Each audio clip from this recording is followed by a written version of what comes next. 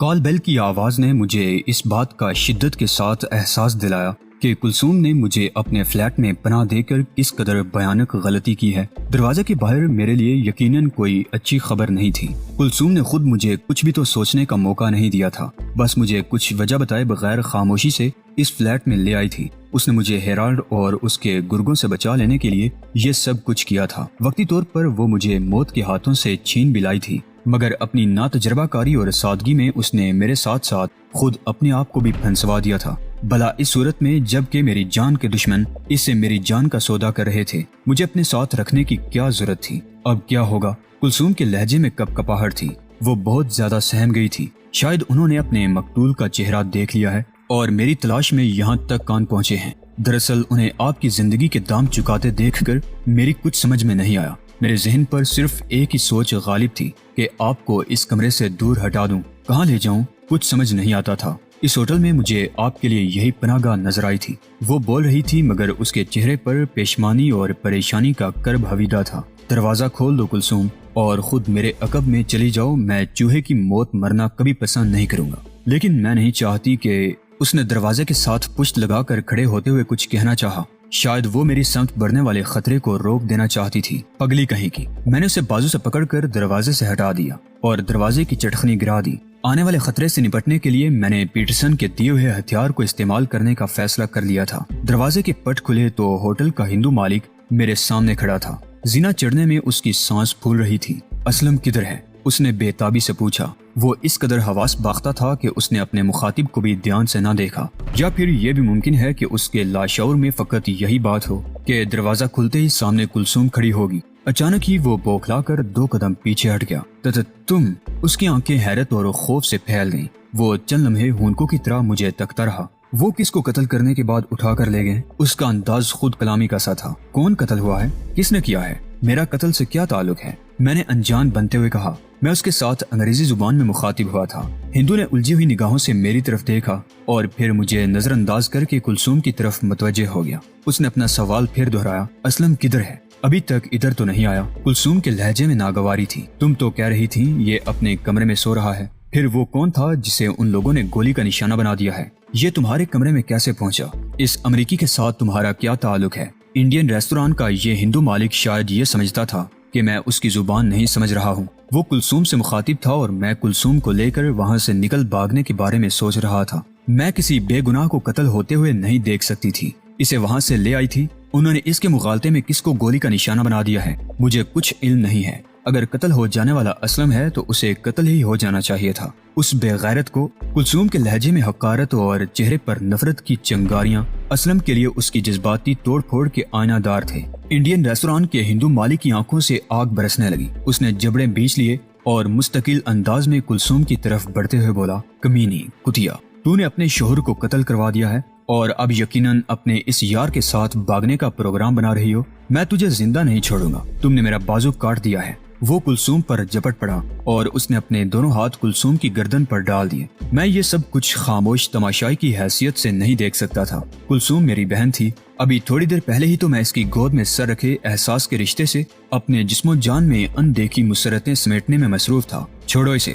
میں نے ہندو کے سامنے پہلی مرتبہ اردو زبان میں لب کشائی کی۔ اس نے چونک کر میری طرف دیکھا مگر کلثوم کو چھوڑنے کی بجائے اس کے نرخرے پر اپنے ہاتھوں کا دباؤ بڑھا دیا۔ میں نے سیدھے ہاتھ سے اس کے دائیں کندھے پر ایک وار کر دیا۔ وہ کسی بھینسے کی طرح ڈکرایا اور اس کے دونوں ہاتھ کلثوم کی گردن سے الگ ہو گئے۔ اب وہ اپنے ہاتھ سے اپنا دایاں کندھا سہلا رہا تھا۔ میں تم سے نپٹ لوں گا، اس نے کہا۔ تم مجھے اتنا احمق سمجھتے ہو کہ میں تمہیں یوں آسانی کے ساتھ یہاں سے چلا جانے دوں گا؟ میں نے اسے بائیں ہاتھ سے پکڑ کر کمرے کے اندر پیچھے کی طرف اچھالتے ہوئے کہا۔ وہ اول فول بکتا ہوا پھرتی سے اٹھا مگر میری آنکھوں میں تیرتے ہوئے قہر و غضب کو دیکھ کر اس کا تمام تر جارحانہ پن ختم ہو چکا تھا۔ تم نے میرے قاتلوں سے میرے دام وصول کیے ہیں لالا، اور اب مجھے شمع کر دو۔ انہوں نے میرا کاروبار شٹ کر دینے کی دھمکی دی تھی۔ ہندو گگیایا۔ میں اسے جان سے نہیں مارنا چاہتا تھا مگر میں یہ نہیں چاہتا تھا کہ اس کے ریستوران سے میرے اور کلثوم کے فرار کے دوران وہ کسی کمینگی کا مزید مظاہرہ کرے اور میرے لیے مشکلات پیدا ہوں۔ میرے پاس پیٹرسن کا دیا ہوا ہتھیار موجود تھا مگر وہ ہتھیار کسی کو زندگی سے نجات دلانے کے لیے تو استعمال ہو سکتا تھا، دمکانے کے کام نہیں آ سکتا تھا۔ مجھے یاد آیا کہ اسلم لاہوری کا ریوالور بھی میری جیب میں موجود ہے۔ میں نے ریوالور نکال کر اس کی کھوپڑی سے لگا دیا۔ میں تمہیں فقط ایک شرط پر زندہ چھوڑ سکتا ہوں لالا، اور وہ شرط یہ ہے کہ تم مجھے اور کلثوم کو کسی محفوظ راستے سے اپنی اس مقتل گاہ سے نکالو گے۔ بولو، میری شرط منظور ہے تمہیں؟ ہاں، وہ اس سے زیادہ کچھ نہیں کہہ سکا۔ تو پھر چلو آگے لگو، مگر یاد رکھو تم نے گڑبڑ کی کوئی کوشش کی تو کم از کم تم زندہ نہیں رہو گے۔ میں نے کلثوم کو اپنا بریف کیس اٹھا لینے کا اشارہ کرتے ہوئے کہا۔ اس کا پاسپورٹ اور زیورات اسی میں تھے۔ اس نے اپنا پرس بھی پکڑ لیا اور بولی، ہم عقبی راستے سے نکلیں گے بھیا، وہی دروازہ جو آپ نے پہلے بھی استعمال کیا تھا۔ زینہ اتر کر جب ہم عقبی دروازے کی طرف بڑھ رہے تھے، میں نے اپنے کمرے کا دروازہ کھلا دیکھا۔ میرے بستر اور کمرے کے فرش پر لہو کے چھینٹے اس بات کی گواہی دے رہے تھے کہ ان لوگوں نے اسلم لاہوری کو جہنم واصل کرنے میں لمحہ بھر کی ہچکچاہٹ محسوس نہیں کی ہوگی۔ انسانی خون کی یہ ارزانی دیکھ کر مجھے وحشت سی ہونے لگی، حالانکہ اب متعدد درندوں کا خون خود میری گردن پر بھی بوجھ بن چکا تھا۔ خود میں نے بھی انسانی زندگیوں کی ارزانی کا دندہ اپنا لیا تھا۔ میں خود قاتل تھا۔ اس کے باوجود فرش پر بکھرے ہوئے اسلم لاہوری کے لہو کو دیکھ کر میں ریستوران کے مالک کے پہلو سے لگے ہوئے ریوالور پر اپنے ہاتھ کا دباؤ بڑھاتے ہوئے اسے رفتار میں تیزی پیدا کرنے کا اشارہ کیا۔ میں اس ہوٹل سے بہت جلد نکل جانا چاہتا تھا۔ شاید مجھ پر اس بات کا نفسیاتی اثر تھا کہ اگر کلثوم کے لیے ہمدردی اور اثار کا جذبہ نہ پیدا ہوتا تو شاید اس وقت میرے دشمن میری لاش کے ارد گرد مسرت سے رقص کر رہے ہوتے، جشن منا رہے ہوتے۔ میں نے ہندو کو عقبی دروازے کی کنڈی کھول کر اپنے آگے آگے باہر نکلنے کا حکم دیا۔ ادھر اس نے دروازے کے پٹ کھول کر باہر قدم رکھا، ادھر اس کے حلق سے گٹی گٹی سی چیخ برآمد ہو گئی۔ باہر یقیناً کوئی ہمارے استقبال کے لیے موجود تھا۔ میں نے ہندو کے پیچھے باہر نکلنے میں دیر نہیں لگائی، البتہ میں نے کلثوم کو وہیں رک جانے کا اشارہ دیا۔ وہ دو آدمی تھے اور دونوں کے ہاتھوں میں سٹین گنیں موجود تھیں۔ ان کے چہرے میرے لیے اجنبی نہیں تھے۔ میں خود ہیرالڈ کے ساتھ رہ چکا تھا اور اس کے اکثر غنڈوں سے میری چہرہ آشنائی تھی۔ مجھے ان کے نام معلوم نہیں تھے، مگر ان کی عقبی دروازے پر موجودگی اس امر کا ثبوت تھا۔ اسلم کی لاش سے اس کی شناخت ہوتے ہی ہیرالڈ کے ہاتھ پاؤں میں اضطراب کی لہریں دوڑنے لگی ہوں گی۔ وہ اپنے ہونٹوں کو چبا کر اور اپنے ہاتھوں کی انگلیاں کاٹ کر رہ گیا ہوگا۔ اسے گمان تک بھی نہیں ہوگا کہ میں ابھی تک اسی ہوٹل میں پناہ لیے ہوئے ہوں۔ اس کے گرگے مجھے بون میں شکاری کتوں کی طرح تلاش کر رہے ہوں گے، تاہم اس نے احتیاطاً انڈین ریستوران کے مین گیٹ اور عقبی دروازے پر اپنے دو آدمی معمور کر دیے ہوں گے۔ اگر اسے یہ یقین ہوتا کہ میں ابھی ہوٹل ہی میں موجود ہوں تو یقیناً وہ اس عقبی دروازے پر میرے لیے استقبال کے لیے خود کھڑا ہوتا۔ مجھے بیک وقت دو آدمیوں سے بھیڑنا تھا۔ بیک وقت ایکشن کرنے کی ٹریننگ مجھے حاصل تھی، مگر ریستوران کے ہندو مالک نے میرا کام اور بھی آسان کر دیا۔ سٹین گنوں کے رخ لالے کی تن کی طرف تھے اور اس کی پشت میں میرے ریوالور کی نال لگی ہوئی تھی۔ میرے جسم کا زیادہ حصہ لالے کے پیچھے چھپا ہوا تھا۔ میرا قد اس سے اونچا ہونے کے باعث میں اس کے سر پر سے اپنے دشمنوں کو دیکھ رہا تھا۔ لالا سٹین گن کو سامنے پا کر گگیایا، میں چرن داس ہوں، بھگوان کے لیے مجھے مرنے سے بچا لیجیے۔ ہیرالڈ کے دونوں گنڈوں نے ایک دوسرے کی طرف دیکھا۔ یہ صورتحال ان کے لیے غیر متوقع تھی اور وہ شش و پنج میں تھے، جیسے سوچ رہے ہوں کہ ریستوران کے مالک کو موت سے بچا کر وہ مجھے کس طرح سٹین گنوں کی باڑ پر رکھ سکتے تھے۔ میرے لیے ان کے تذبذب کا یہ لمحہ کافی تھا۔ میں نے اپنے ہاتھوں کی پوری طاقت کے ساتھ چرن داس کو ان کی طرف اچھال دیا اور خود انتہائی برق رفتاری سے اڑتا ہوا ان دونوں کے عقب میں پہنچ گیا۔ ان میں سے ایک چرن داس کے نیچے تھا، جبکہ میرے دائیں ہاتھ دوسرے شخص کی گردن کو ٹاپ رہے تھے۔ میں اس کو ساتھ لیتے ہوئے زمین بوس ہو گیا۔ میرے پاؤں کی ٹھوکر سے اس کے ہاتھ میں پکڑی ہوئی سٹین گن دور جا گری۔ میں پیٹھ کے بل گرا تھا۔ اگر متوقع چوٹ کے لیے تیار نہ ہوتا تو یقیناً مجھے کافی اذیت برداشت کرنا پڑتی۔ میں نے زمین پر پیٹھ لگتے ہی اپنے شکار کو پاؤں پر اچھال کر سٹین گن کی مخالف سمت میں پھینک دیا تھا۔ وہ کرا رہا تھا، شاید اس کے جسم کے کسی حصے پر زیادہ چوٹ لگ گئی تھی۔ اس دوران ہیرالڈ کے دوسرے گرگے نے چرن داس کو ایک طرف اچھال کر 3.5 من کی اس زندہ لاش سے نجات حاصل کر لی تھی اور وہ اپنے پہلو میں گری ہوئی اپنی سٹین گن دوبارہ اٹھا رہا تھا۔ اس سے پہلے کہ وہ سٹین گن اٹھا کر سیدھا کھڑا ہوتا، میں نے اپنے پاؤں تلے سے زمین کو چھوڑ دیا۔ جب میں ہاتھوں کے بل الٹا ہو کر دوبارہ سڑک پر آیا تو میرے دونوں پاؤں کی ضرب سے ہیرالڈ کے اس دوسرے غنڈے کی پسلیاں ٹوٹ چکی تھیں اور وہ جان کنی کی کیفیت میں ایک بار پھر زمین بوس ہو چکا تھا۔ اس کی کراہیں اس امر کا ثبوت تھیں کہ وہ اب کئی مہینوں کے لیے ناکارہ ہو چکا تھا۔ کم از کم مجھے اب اس سے کسی مکروہ حرکت کی توقع باقی نہیں رہی تھی۔ اس کی طرف سے مطمئن ہو کر میں نے پہلے گرگے کو دوبارہ چھاپ لیا،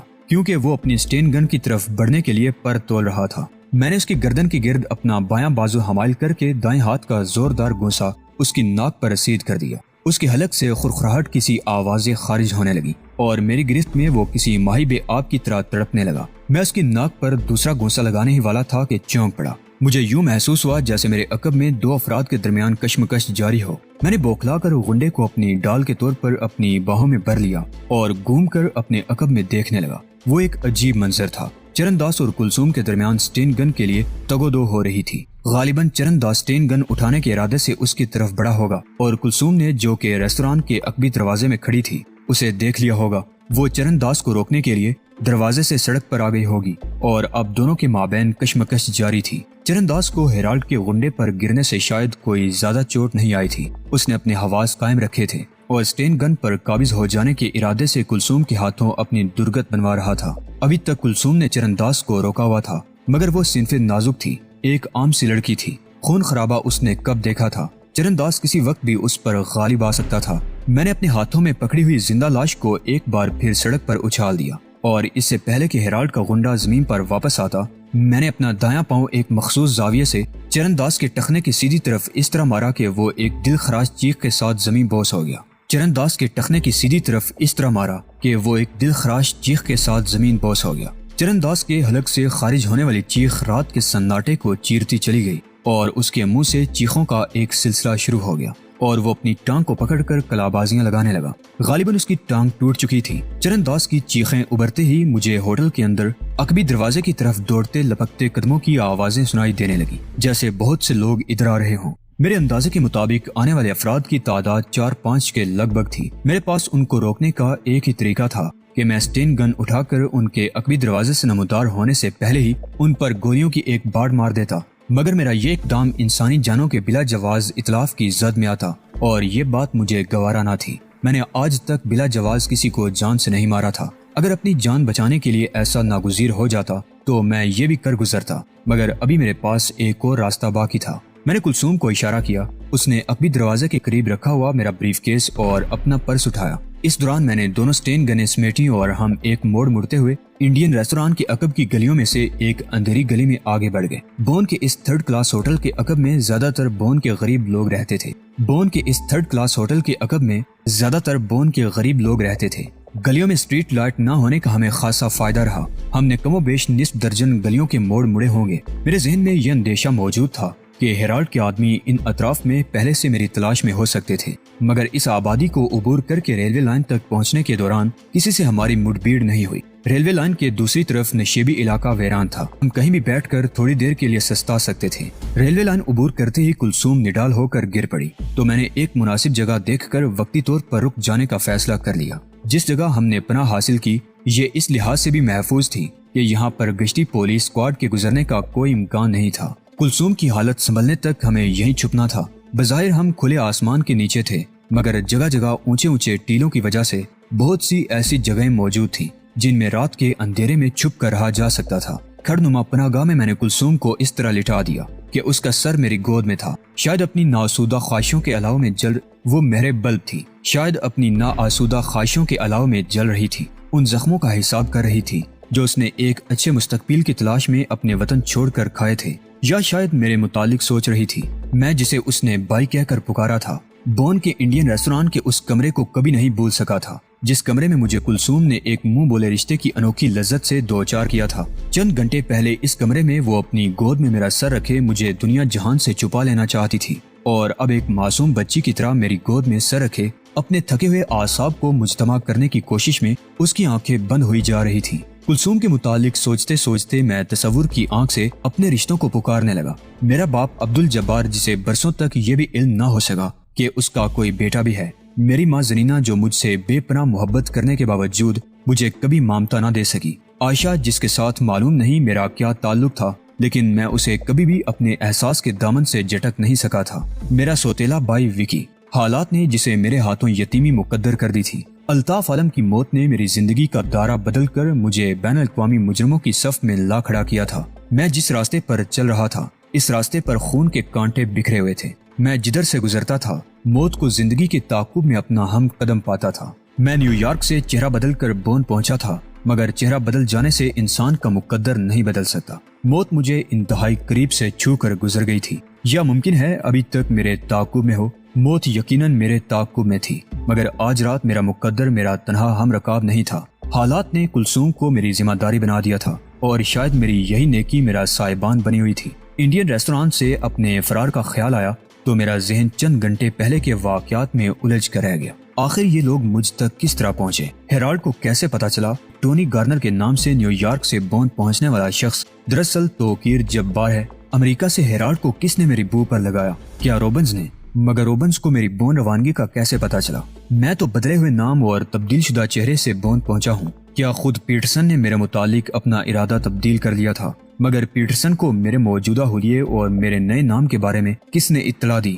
CIA کے ڈویژنل آفس سے اس قسم کی مخبری ناممکن تھی، کیونکہ ولیم وہ شخص تھا جو اپنے ارد گرد غداروں کو جگہ نہیں دے سکتا تھا۔ ممکن ہے پیٹرسن نے اپنے طور پر میرا تعاقب کرایا ہو اور اسے میرے اپنا چہرہ بدل کر بون پہنچنے کی اطلاع ملی ہو۔ اگر اسے یہ اطلاع مل سکتی ہے تو اسے یہ علم بھی یقیناً ہوگا کہ میں نے اپنے چہرے کو کہاں تبدیل کرایا تھا۔ اگر یہ مان بھی لیا جائے کہ پیٹرسن کو ٹونی گارنر کے نام سے بون پہنچنے کا علم ہو گیا تھا تو بھی وہ ہیرالڈ کو میرے پیچھے نہیں لگا سکتا تھا۔ اس کی اپنی بقا بھی اسی میں تھی کہ ہیرالڈ کو امریکہ پہنچنے سے پہلے جہنم واصل کر دیا جائے۔